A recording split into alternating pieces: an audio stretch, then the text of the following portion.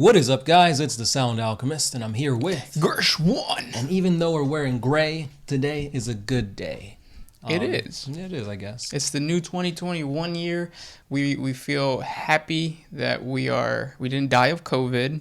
Yet. Right, yeah, that's true. Because Nurgle's putting in a little extra in his pot, and it's mutating. But we have all this extra year to do hobby shit. What's the build hashtag? new army. New year, new army? New army, yeah. I really want to get into that, and I don't want to talk any more about that because I'm going to jinx it. Jinx is an interesting Pokemon. And welcome back to another For the Greater. This is a video series where we answer the questions left by you, the viewers. If you have a question for us, comment down below. Put question in front of your question because we get to those questions first. And that is what... Smoochum, Jinx's pre-evolution said. Is it? No, it's not. I can't find it. Okay, there it is. Chris Westmoreland did. He asks, wouldn't it be theoretically possible to take a Space Marine from a Dreadnought and have them cross the Rubicon, basically grow all the new parts? That's a good Question. question. But it is something that you're pointing out because of Godschool Magor Thraka versus Ragnar Blackmane. Godschool basically destroyed that guy. Mm-hmm. He did. Crushed him, crumpled him up like a tin can. He was picked up by the apothecaries and like whatever process was made to have him cross the Rubicon was done, and he survived. Because the whole thing about the becoming a Primaris is you have to die and then be brought back to life. And since he was already dead, that was half the battle. Yep. So theoretically, the way I see it is yes, it could happen. However, there is one thing that will probably kill the person being transferred over to a Primaris Marine, and that is the mind. Because you got to remember that Dreadnoughts go crazy. Mm-hmm. They go bonkers, insane. To the point where a chapter has to put a Dreadnought to sleep, and only when he is needed in battle does he actually awaken. Or to tell old ghost stories. Yeah, like what's his name? Bjorn. Yeah. Even though Bjorn was actually chapter master for a while as a Dreadnought. That's when the Inquisition attacked Fenris. Check out our 40 facts on the Inquisition versus Space Wolves. I believe that's what it's called, yeah. But yeah, so in those situations, there are rare situations where a Dreadnought might have the mental capacity to cross the Rubicon, but for the most part, most Dreadnoughts are bonkers. I'm not doing it again. So, like, I forget what the percentage is, but, like, the percentage is pretty high of failing crossing the Rubicon. Yeah. That probably gets, like, blown out of proportion to, like, 99% of Dreadnoughts will die. So then the chapter has to weigh out the pros and the cons. Do we keep this machine of murder, or do we risk it? Right. And a lot of times, if you're in a Dreadnought, it's because you suffered a fatally, like, mortal wound, or you have, like, your arms and legs blown off. So if you're just a torso and a head, you're not becoming a Primaris. Right. Yeah, you're right. But still, plot armor is another thing. If it's a named Dreadnought, maybe, just because they're like all the named characters became Primaris without a hitch. Calgar, Shrike, so... It would be cool. How would you feel if, like, Bjorn ended up getting a Primaris body? That'd be pretty cool. But at the same time, it would suck because, like, if you see Bjorn on the as a Dreadnought, it's like, oh well, technically he shouldn't be like this. Oh yeah, I don't know how GW would do that. So that's probably why we wouldn't see that. Right, because they'd still want to sell that model. Unless we see, like, is there a named Dreadnought that doesn't have a model? I just know that there's one chapter master. It might be to the Soul Drinkers. Well, no, I'm not too sure. Didn't he become like a spider demon thing? Oh yeah. That's not it then. I forget what it is. Yeah. But yeah. I hope we answered that question. Yeah, it is an interesting concept, and I wouldn't mind seeing it. But again, it's that whole wishy-washy area. Right. Next question. This one is by Juan Lopez. When you think or hear about Warhammer 40k, what's the first thing that comes to your mind? Or, what is 40k to you in one image? I notice people answer very differently to this question. For example, in my case, the image I get when I hear 40k is Imperial Navy ships or Eldar, demonettes, sororitas, or multi-boobed greater demons. Because boobs. Well, that's more than one image. Yeah, that is. If all those images flood to your mind at once, that's an interesting brain you got there. So whenever I think of 40K, and this might be because like when we first started playing 40K, like we were in middle school, and I used to carry around the 5th edition mini codex that came in the starter set for the Battle of Macragge. But I think in one of the very first pages where they introduced the different factions, they had a Space Marine, and you had it was either an Ultramarine or I think it might have been a Imperial Fist. No, a Crimson Fist. So him just standing there with his like big ass gauntlet, that's the image that comes to my mind. Interesting. For me, it's not really an image. It's that one scene in the Dawn of War first cinematic intro where like the dust settles and the dreadnought comes out and he starts mowing down the orcs with his like assault cannon. Oh yeah, from Dawn of War. Mm-hmm. Yeah. It's a good scene. It is. I remember I watched that trailer so much, and it was like one of the first videos on YouTube that I favorited.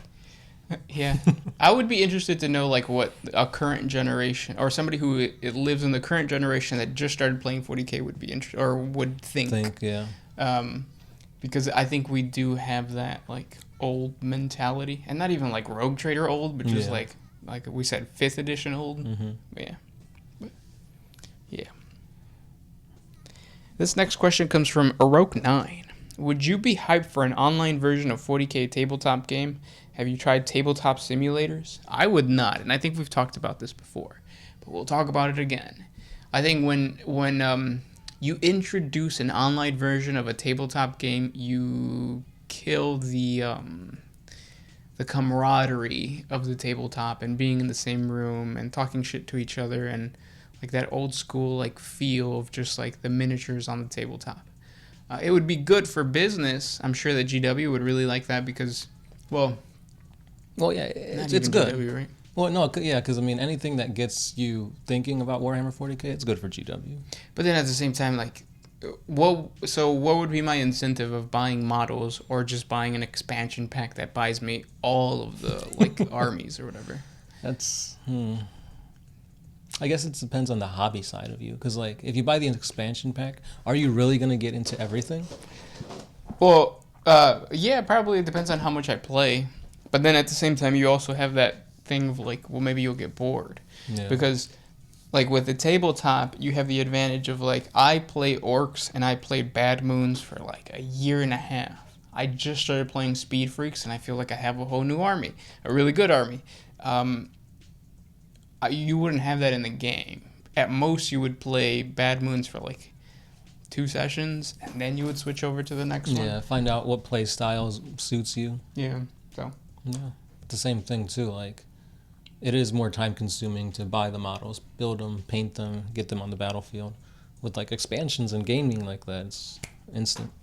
But it's one of those situations where are we just being old by saying like if you are the type of person that just likes the lore or just likes the video games, you're not a true 40K fan?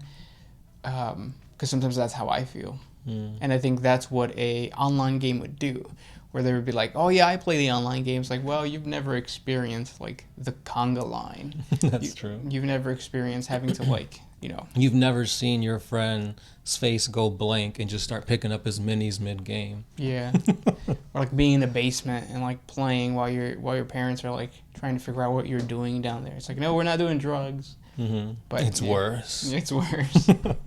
But yeah. Yeah, I don't know. In my opinion, it's like if you like 40K, any aspect of it, it's cool. It's like, who am I to say, oh, you don't model, you don't paint, you don't, do this? You're not a true fan. Because there's a lot of things to 40K. Yep. Because if 40K was just the board game or like the tabletop, yeah, I guess it's different. But there's like so many areas that you can explore. Yeah. So I hope we answered your question. I hope so. I would end up playing it though. I probably would. Yeah, for sure. This next question comes from Gambit0815. If you painted an orc brain red, will they get faster and in turn make them smarter? Fast thinkers? No, I don't think that's what would happen. Yeah, it's an interesting concept. Especially because an orc could have an exposed brain. Mm-hmm. But no, I don't think that's how that works. Mm-mm. You think if you put soy sauce on the brain, they can taste it? No, balls. I always get those two mixed up because they look very similar. Balls and brains, yeah. Because peas is stored in the balls, not the brain. Exactly. And it depends on how cold you are. That's true. Sometimes you won't have that much pea. Right. 'Cause, almonds. Almonds. Troy Masters. Top 5 named Space Marines? That's hard. Because if you're talking about the lore, that's one thing. If you're talking about the tabletop, that changes depending on edition and FAQ and the dice rolls. That's true. Yeah. So let's do the tabletop. Well, no, let's do the lore part first because we're a lore channel.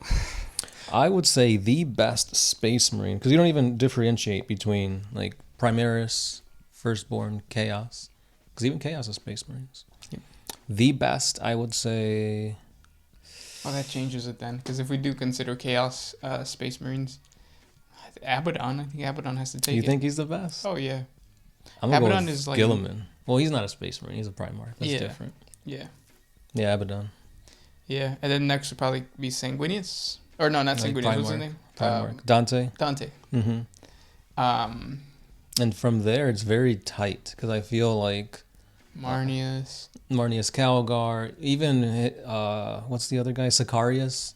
Sometimes he does better than Calgar. And then you've got like Typhus, Lucius, Karn, not Magnus. Typhus, Lucius, Karn. What's the other guy's name? Typhus is Nurgle. Lucius is Slanesh. Karn is obviously Korn. Oh, so Zinch is Ahriman. Ahriman, there you go. I even think those guys are above. I think those guys are even above. Like the regular Marines. Because they're blessed by the gods of chaos. Yeah, and when you think of Chaos, you instantly think of those four. They're like the Tucanes del Norte of chaos. Yep. I wish Slanesh had a better one, because Lucius the Eternal's not even really Slanesh. Yeah, that's true. It's more about, because he embodies perfection and he never dies. Yeah, but you don't think of when you think of Slanesh, the first thing that comes to mind is sex. That's true. What's sexy about like a dude with syringes?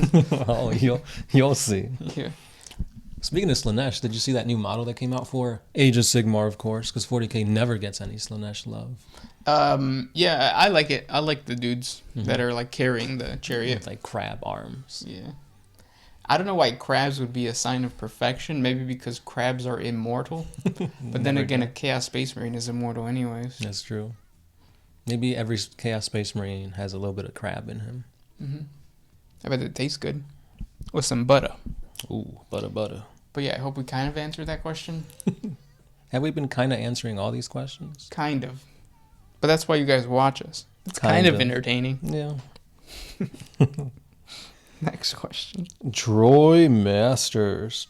Could the Silver Knight of Slanesh actually be so pure they are actually fooling the Chaos Gods? An insurgent planted by the Corpse Emperor. We talked about this before. Maybe. Yeah, we had a whole 40 facts about this. Could be a Grey Knight, Cato Drago. It could be an actual Chaos Space Marine. It could be just a demon. Yeah. Does that kind of answer your question?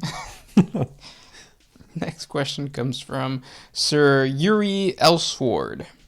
Elsword? What will things be like if all the Loyalist Primarchs do not die? They are in stasis or they disappear. That'd be interesting because there's been surprisingly more deaths in the Primarchs than I thought there was. Because like Sanguinius was dead. He may be in stasis. We don't know anymore. You've got Ferrus Manus, who was beheaded. He is for sure dead. And then you've got like The Night Hunter. yeah, who's in limbo. You don't know what he is. But I feel like dying when you're a Primarch isn't ever a concrete thing.